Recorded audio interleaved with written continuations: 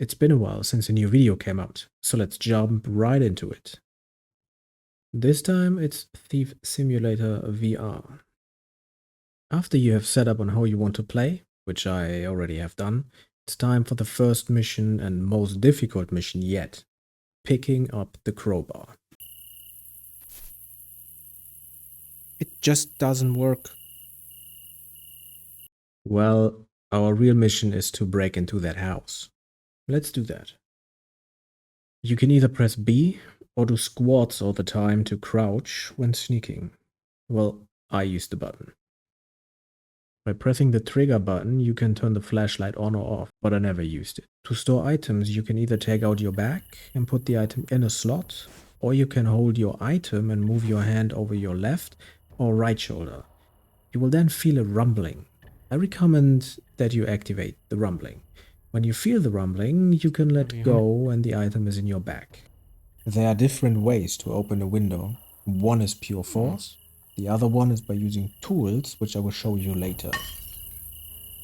Every item you can steal has a value: money worth, experience, and weight. Some items can't be put into your bag. They have to go into the trunk of your car. Well, let's talk about the car. After you're full with items, or you think it's time to sell the stuff you stole, you should go to your car and drive away. You have a wheel, you have a gear lever, and you have a handbrake. You also have a small stash on your passenger seat. You can store items you have stolen in there if you want to go for another round. And of course you have the car key, which you need to turn in order to start the car and yes, drive around or away. Left trigger is brake, right trigger is throttle, and you can also signal where you want to go. Nice little detail. Oh, and if you hit something because you're either a bad driver or you are getting sick, like I did while driving in VR, you pay for the repair up front. And if you're wondering, I was using the minimap to drive. It was the only way to not get real sick while driving. After every expedition, you don't need to do quests, you can just do it on your own. You get a rating on how stealthy you were, what you have stolen, how much it was worth, and how much experience you got for those stolen goods.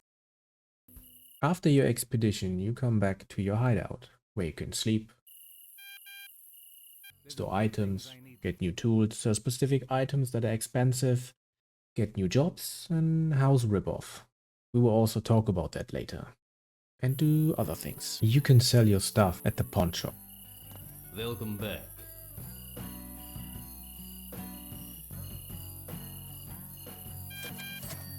When pressing B on the left controller, you open the option tablet, where you can see the game options, story informations, note of the houses you can rob, with informations of the tenants, informations on what is valuable there, and the jobs you accepted for that house.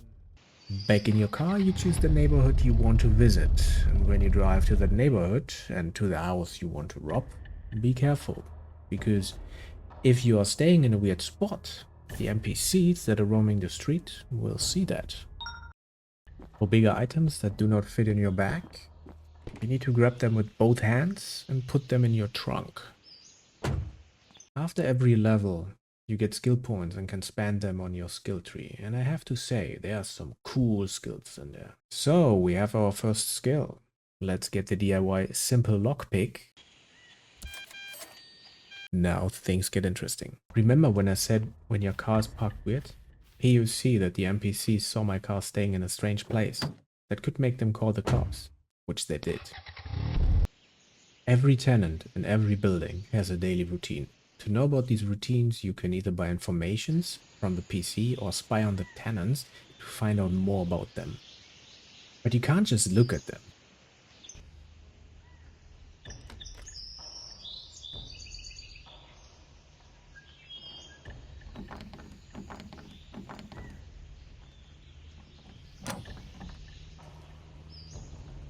You need to see this circle, but be careful that they don't see you, or they will call the cops. Well, later they will. But what about the car? You want to know if you need to drive all the time?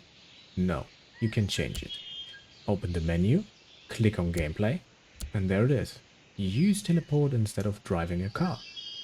Click on that. Now, instead of driving your car, you have to wait until that bar is full and you will be teleported.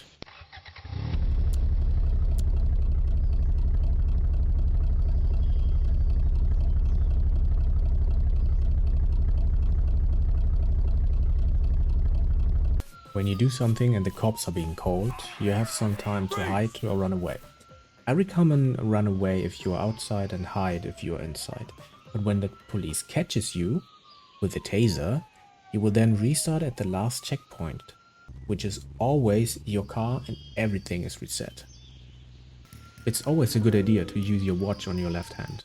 It shows you the area in which the police will find you if you're not hidden, and it shows you the neighbors that can alarm the police if you do shady things.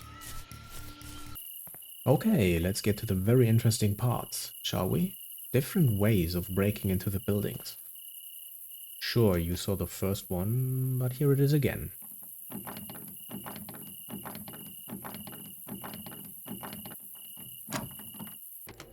Tiny side note. First, no, you cannot jump in this game. Second, if you see these stars on an item, that means that this item is wanted and can be sold for a higher value via your PC. Also, you cannot use the trunk for small items. It only works for big items, like paintings, TVs, etc. Nor can you put items in the box on your passenger seat. You have to have the item in your backpack to store there. When the police were caught because of you, the status in the neighborhood changes to this. And when they arrive too often or the tenants report too many burglaries, it will change to red and then there will be a police patrol. But that sounds more dramatic than it really is. You will also be caught if they find your car, so be careful where you park and what you do. Back to the tools. Let's buy a lockpick. Before you go out into the neighborhood and start using your new tools, you should try them out in your garage. You grab the top with your right hand, the left with your left hand. You then need to move the lock with your left hand to the pin and press the right trigger to lock it in. I've played around 15 hours and I still can't tell if it's random on how you can lock the pin or if there's a pattern or not. Level 6. Let's get agility level 2, which lets us climb vines. Level 7. Let's get lockpicking level 3, which lets us buy a new lockpick. The mini electric lockpick. This one you can't try out, but to be honest, you don't need to.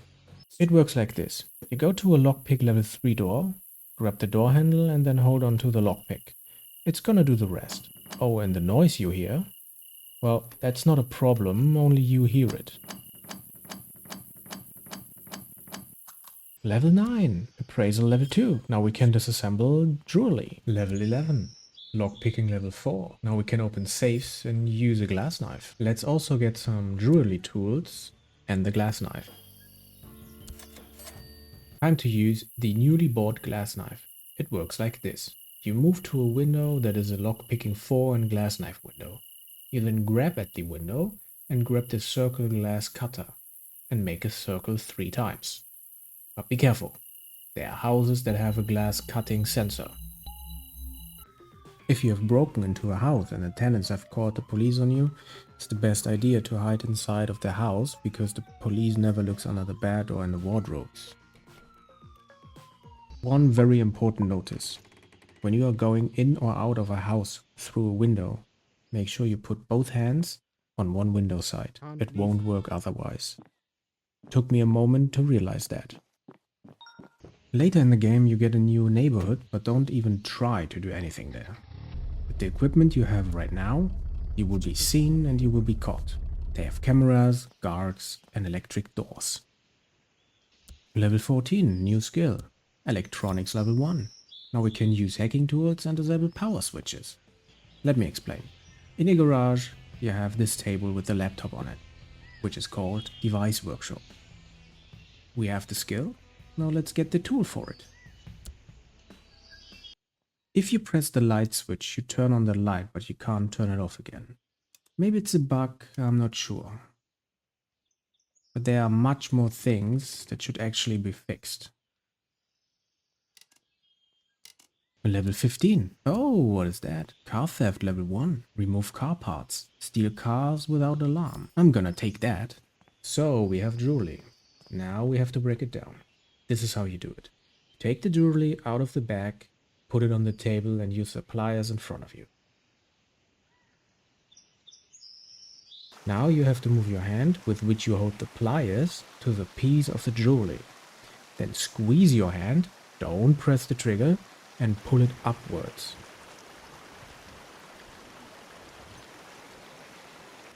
Let's get the safe cracking tools to open safes and get bigger and more valuable loot. This tool we can try out. It works like this. You go to a safe and grab the handle. Yes, the hint says carefully, but that's not really true. Just turn it until you hear this sound and then turn it the other way around. Let's finally buy the hacking tools and use it. This tool you can only use outside of missions. You will find phones with the word locked in it. Those phones can be unlocked via the device workshop. The hacking is pretty straightforward. You see number, you move finger on correct number.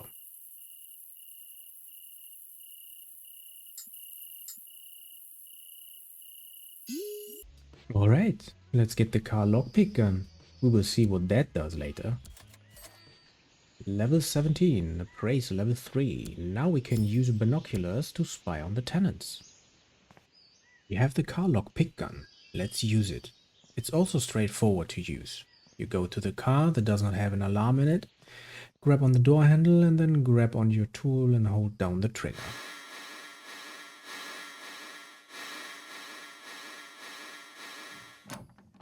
Now the car is open, but that's not enough. We also have to short circuit the car to start it.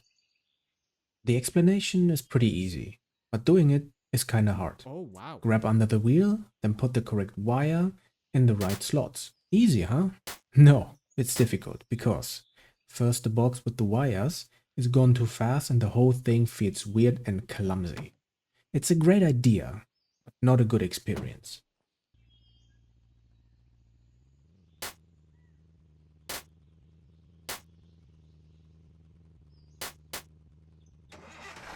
Now, this is impressive.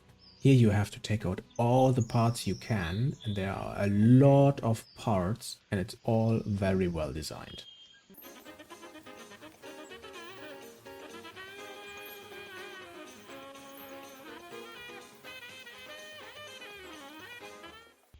The skill to disable power switches comes in handy now. Let's try it out before we use it on a house. It works like that. You move towards the power switch and grab it. Now you have to remove the correct cables, which means only the ones that are on the battery. To remove the cable, you use your pliers again. Squeeze your hand again at the cable box you want to take the cable out and pull it out.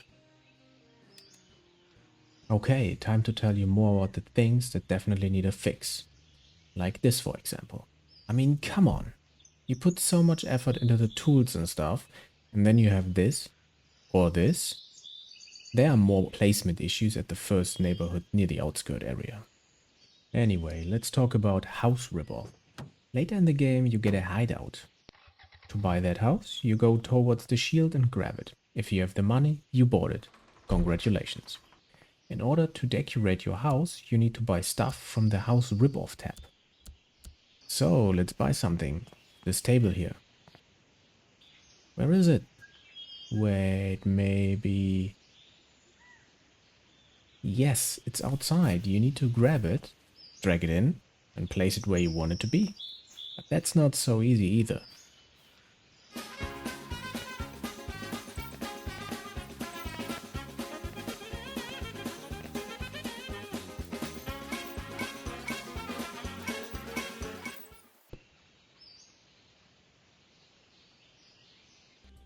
Remember when we dismantled the car? Well, you can sell the car parts at the junkyard. We have the money, let's get the night goggles and the car signal cloner.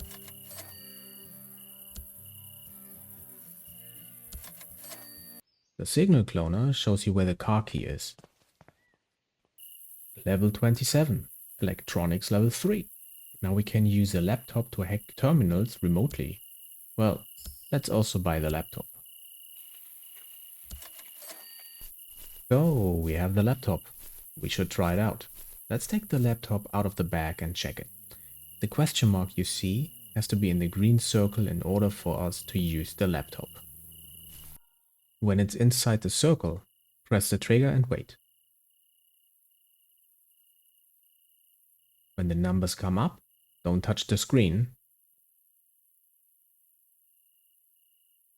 Use the trigger with the hand in which your laptop is.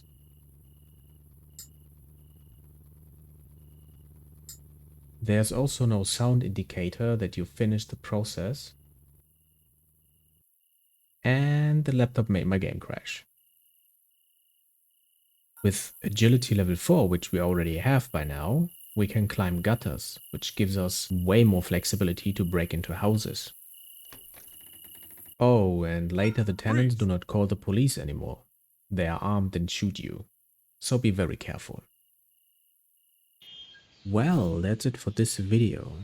I know there are some skills I haven't shown you, but as always, I'm going to let you explore a bit too. I hope you enjoyed the video and the explanation I gave. If you found it helpful, feel free to press the like button, share the video, leave a comment and even hit the subscribe button. Your support is much appreciated. And remember, every small step you take brings you closer to something amazing. Believe in yourself and the journey.